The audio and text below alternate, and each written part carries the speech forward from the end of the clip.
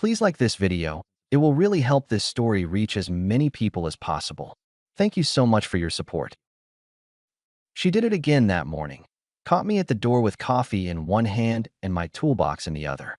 "Send me $2,000, she said. "The blue chair I showed you? I want it today. It'll sell out." "Not happening," I replied, setting the mug by the keys. "Why?" She folded her arms. "You keep saying we're a team, but you don't act like it. You're stingy." "It's a decoration," I answered. "We don't need it. Mortgage, utilities, property tax. That's the list today. So I can't have anything nice unless you approve like a parent?" "You can have what you can afford," I told her, picking up my jacket. "Like every adult." "You don't even try for us," she shot back. "You put in effort for your buddies, for work, for your truck. For me? Nothing." I shrugged into the jacket. "If calling me names is the sales pitch, it's not working. I'm going to work." If I'd known how far she planned to push that day, I would have rearranged more than my morning. By lunch, she'd fired off 4 texts about how I starve her of joy. I didn't answer.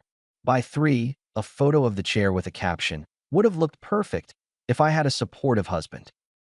I muted the thread and finished my last service call early. On the way home, I tossed the joint card into a drawer in my head and locked it. When I got back, she was still hot. "So, did you think about it?" she asked before I even took off my boots. "I did," I replied, setting them on the mat. "Here's where we are. I'm separating accounts. Groceries and household, fine. Luxuries, on you." She squinted. Very controlling. "No," I said. "It's called boundaries. I won't fund insults." "So you punish me for being honest?" "You're honest about me being stingy. I'm honest about not paying for that," I replied. "Dinner's on my tab like always. Chairs you don't need aren't." She stared like I'd flipped a table. Then the tone shifted, the first small pivot. "Fine," she murmured. "I get it. I was harsh. I just want this place to feel like home." "Then stop making it a battlefield," I told her, grabbing a skillet. "You want nicer? Let's do it slowly and responsibly. Else, you handle your own wants." We ate in silence until she tried one more nudge. "You know, my friend Beth says a real partner doesn't make his wife feel small over simple things." "Beth can run her house," I replied, sliding my plate into the sink. "I'll run mine." That night, I moved bills to auto-pay from my own account and trimmed the joint card down to groceries and gas with a hard cap. I didn't ask. I printed a simple spreadsheet and taped it inside the pantry. No drama, just new rules. The next week, she used every trick: sighs, passive comments, little digs. I kept it practical. "You're cold," she said one night on the couch. "Warmth isn't the same as unlimited funds," I replied without looking away from the ballgame. "You make me feel trapped. Budget isn't a cage. It's math." She pivoted to humor at my expense whenever we were with others. At Mark's garage on Saturday, she pointed at my hands while we all stood around his project car. "See these?" she joked to the group. "These are no honey hands. They only open for receipts." Mark gave me a quick look. He's my neighbor and the kind of guy who keeps his tools in order and his comments short. I wiped grease from a wrench. "These hands keep lights on. Chairs can wait." A few chuckled. She didn't like that. I started using my time differently. More evening runs with the guys. More hours at the shop, catching up on maintenance for clients. Less space for arguments. I told her straight. I'm changing my schedule. Tuesday and Thursday nights I'm at the gym or with the crew. Saturday morning is garage time. If you want something planned with me, put it on the board. Let me pause the story for just a second. If you're still listening, please hit the like button on this video. It really helps YouTube show this story to more people. Thank you so much for the support. Now let's get back to the story. "You're making yourself unavailable," she replied. "I'm making myself unavailable for complaints. If you want my attention, show me respect." Simple exchange. 2 weeks in, we had a friend's housewarming. I thought, fine, neutral territory. Maybe she'd relax. She did the opposite. The entire evening she pretended I wasn't there. She worked the room like a host, laughed loud with men she barely knew, drifted by me once to grab a refill, and didn't meet my eye. When I approached her at the snack table, she turned to the woman beside her and spoke over me about a trip she wanted the girls to take. My presence was background noise. So I peeled off. On the back deck, I recognized Emily, her younger sister. Emily's a nurse, direct, sharp, No sugarcoating. We've always been polite to each other, nothing more. Hey, stranger, she greeted, balancing a paper plate. Did you two fight, or is she doing performance art? Call it a new phase, I replied. Fewer conversations, more demands. Why is she giving you the cold shoulder tonight? Emily asked, half teasing, half concerned. Short version? She wants more comfort than our budget allows. When I say no to luxury items, I turn into the villain of the week. That tracks with what she's been posting, Emily said. Little quotes about deserving better. Yeah, better as in a new chair, a weekend at that fancy spa, jewelry every month. Emily leaned on the rail. You look tired. I'm not tired, I told her. I'm done negotiating about basic respect. So what now? Now I stop feeding the fire and spend time where my time is valued, I answered. Like here, with people who can hold a normal conversation. We talked about her shifts, my projects, the house. I cracked a few dry jokes about the endless list of home repairs. She laughed, not fake, not showy. It felt normal. When I left the party, my wife was still doing laps around the living room like she was running for office. I waved. She didn't react. I drove home alone. Slept well. After that, Emily texted a thank you for the chat at the party. I answered with a thumbs up and at any time. Once or twice a week, she'd ask how the new generator installation was going or send a photo of a messed up shelf in her apartment, asking if I knew a good fix. I pointed her to a handyman and, once, invited her to grab coffee with a group after my Saturday run. She meshed with them. We all talked shop and old movies. I didn't hide any of it. I wasn't sneaking. I was building a life outside the constant static at home. That change didn't land well in my house. My wife sniffed around my schedule like a bloodhound, but never asked directly. She preferred sarcasm. Out again, she'd say at the door. Yep, I'd answer, tying my shoes. Calendars on the wall. Must be nice being a free man while your wife rots. Come along, I'd offer. No complaints, no shopping lists. You're invited. She'd wave it off. Hard pass. The first illusion came a few days after I cut off the extras on the joint card. I got home late. She had dinner ready. Actual effort. Roast chicken, salad, a nice table set. I was rough on you. She began once we Saturday. It's just scary, feeling stuck. Stuck where? I asked. In a life where I can't enjoy the little things. But I hear you. I can slow down. That'll help, I replied. She reached for my hand. I miss us. I held her gaze. If this is real, I'll meet you in the middle.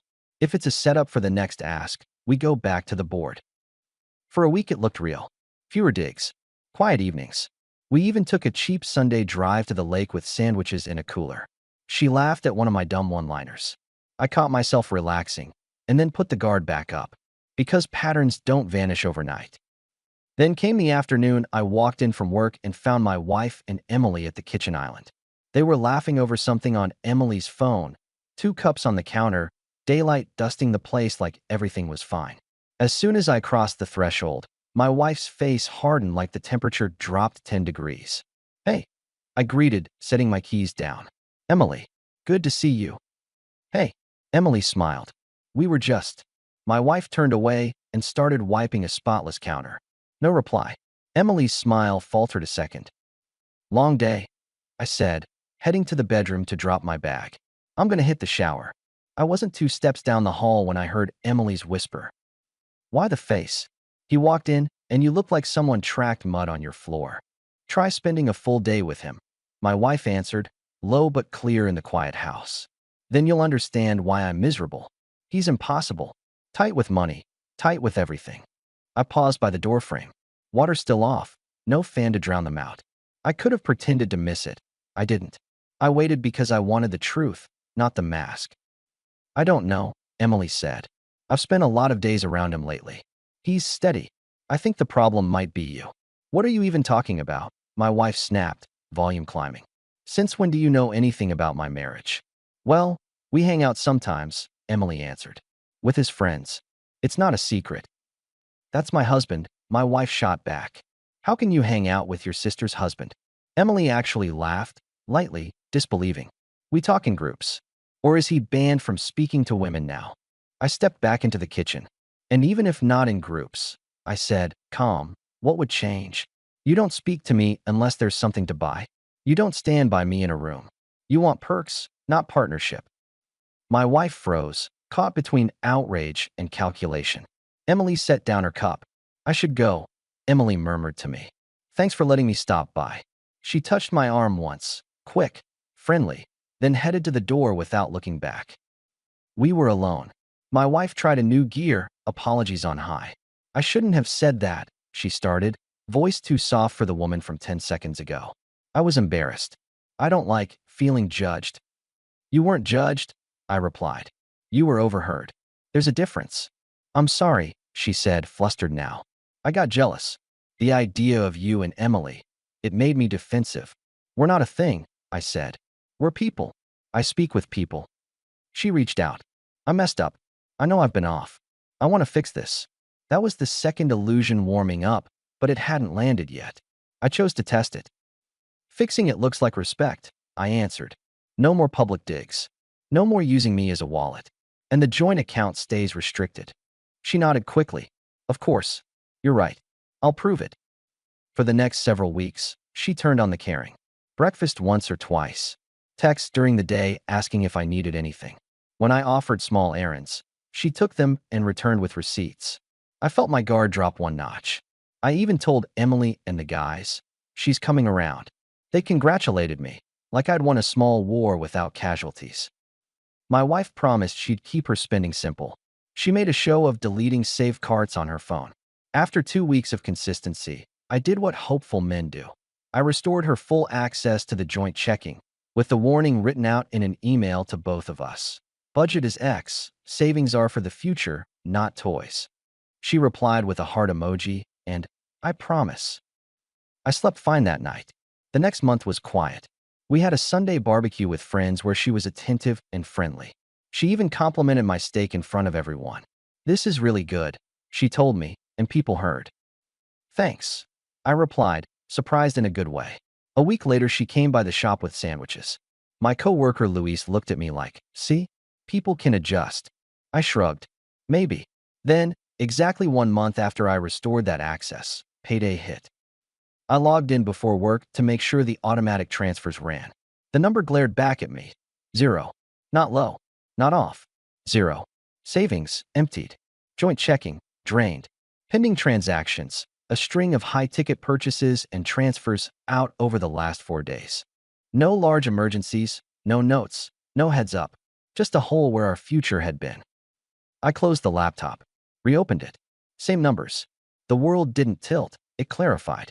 I grabbed my coat, told Luis I had to deal with something at home, and drove with both hands rigid at 10 and 2.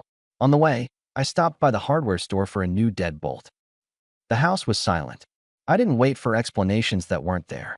I took 2 suitcases from the closet and packed her clothes, shoes, hair tools, set them by the front door.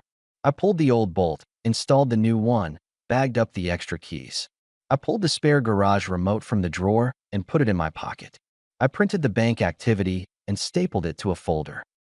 An hour later, I heard footsteps on the porch, a key scraping uselessly at the lock, then urgent knocks. Open up, she called. My key isn't working. I cracked the door and stepped into the gap. Where are my funds? She flinched once, then recovered with a smirk that tried to be mature and landed like a dare. My share. I deserve comfort. That's not yours alone. What share? I asked. You didn't contribute $1 to that balance. You've been unemployed for months by choice. What you've had this whole time, housing, food, utilities, that was already more than fair. She laughed. You're worked up over 80,000? Really? You're that tight. I didn't respond to the bait. I grabbed the suitcases, set them gently on the porch by her feet, and spoke low so the neighbors wouldn't hear every word. This is the last thing you get here. You took your share, as you call it. You don't get another. Tomorrow I'm filing the papers. We're done. She leaned back and forced a laugh. We'll see about that. You already did. I answered and closed the door. I slid the chain on, walked to the kitchen, and sat at the table until my hands were steady. The folder with the printed transactions lay to my right. I made 3 calls, bank, to freeze and flag, a locksmith friend, to rekey the back door just in case she had a hidden copy, and finally to a lawyer's office for a consult in the morning. I didn't tell anyone else yet. I slept 5 hours and woke up with the same clarity. The next day, I met the attorney, showed the printouts, got simple instructions, pull statements, document everything, don't engage in long conversations. It wasn't a legal battle, it was paperwork. He told me what forms to file and how to protect what remained. I followed it to the letter. For a month, she tried maneuvers I didn't answer. Email essays about how I'd pushed her to extremes. Late-night knocks I didn't acknowledge.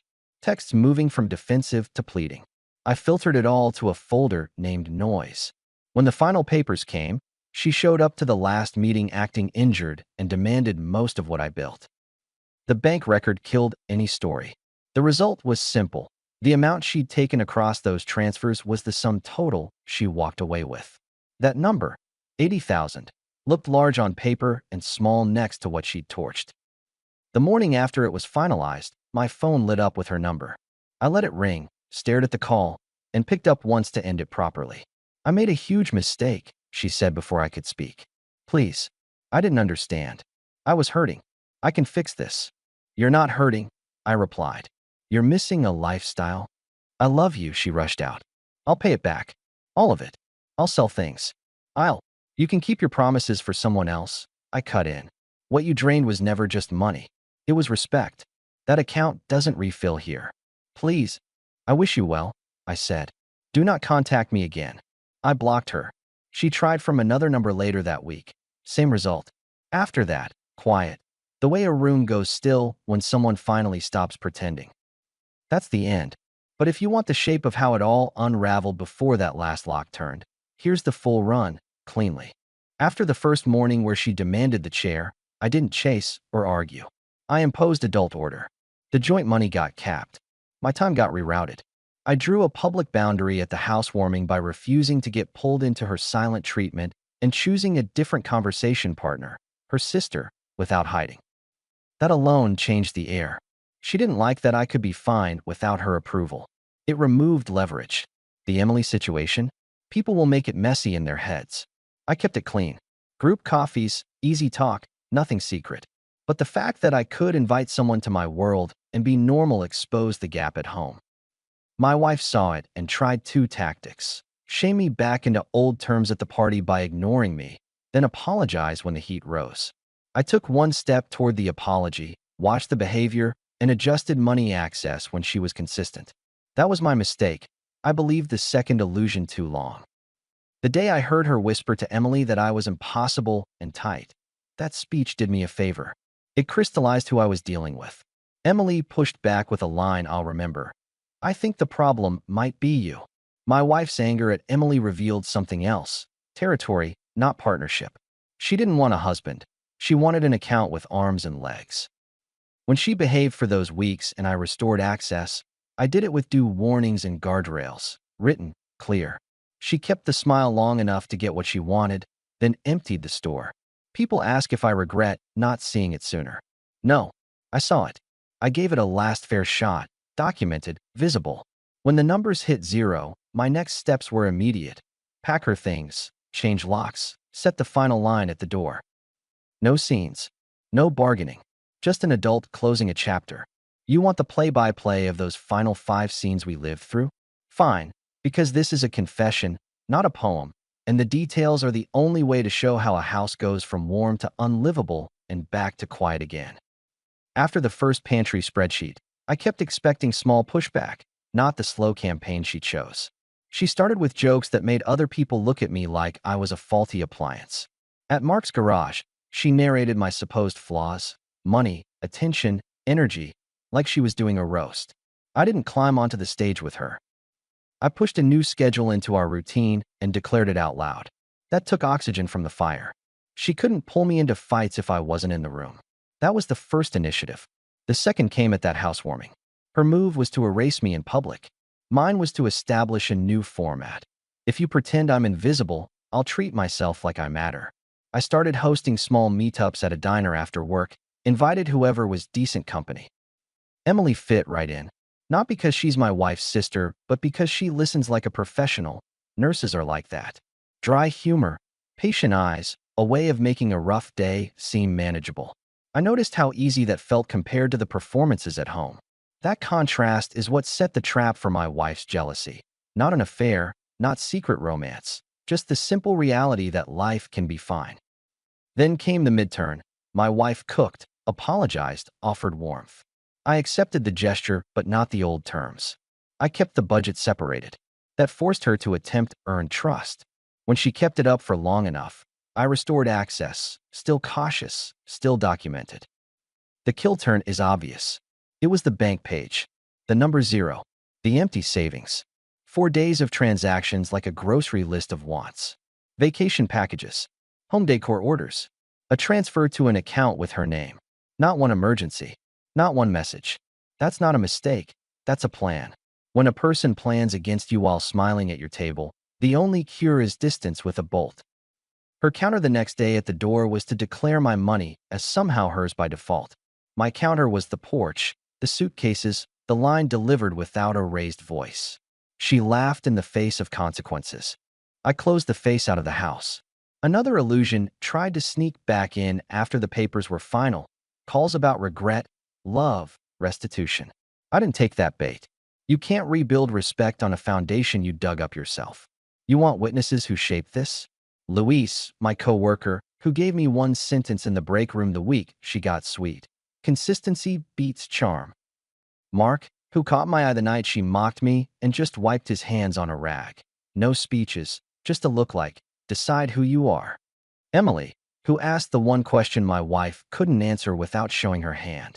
People matter. They don't fix your life. They mirror it back so you can see your face. That's all the analysis you'll get from me. The rest is outcomes. Today my house is quiet. It's mine. I set my own table. I replaced the living room chair myself with something simple and solid. The savings account rebuilds like a steady climb, not a sprint. I rotate weekends between the gym, the garage, and a fishing spot an hour away where no one cares who I am.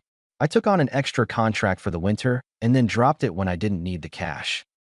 I bought a used car for weekend projects because I wanted to, not because someone needed a picture for social media. Friends still come by on Saturday mornings. We swap tools, advice, stories.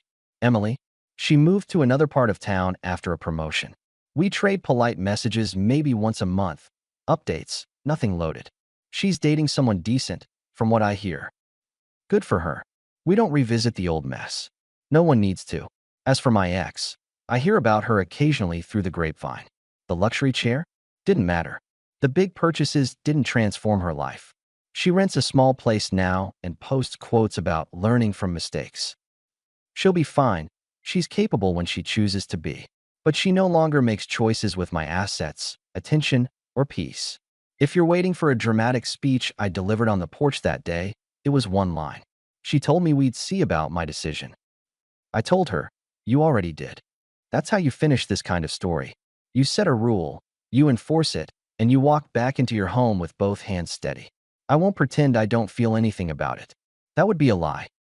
But feelings follow facts, not the other way around. The facts are simple.